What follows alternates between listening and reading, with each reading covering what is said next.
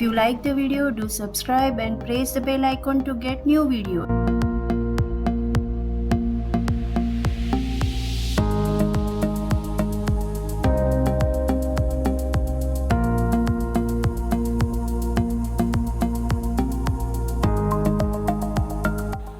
हमें यहाँ पे गुजराती खट्टा ढोकला बनाने का जो आटा आता है वो आटा इस्तेमाल करना है। उसका प्रोपोर्शन मैंने यहाँ पे दिया है। आप चाहे तो घर पे भी पीस सकते हैं या फिर चक्की पे से आप रेडीमेड भी ला सकते हैं। और उसको भिगोने के लिए आप जो बैटर है वो ठीक ही रखें। अगर ज़्यादा पतला हो जाएगा तो हमारे वड़े अच्छे नहीं बनेंगे।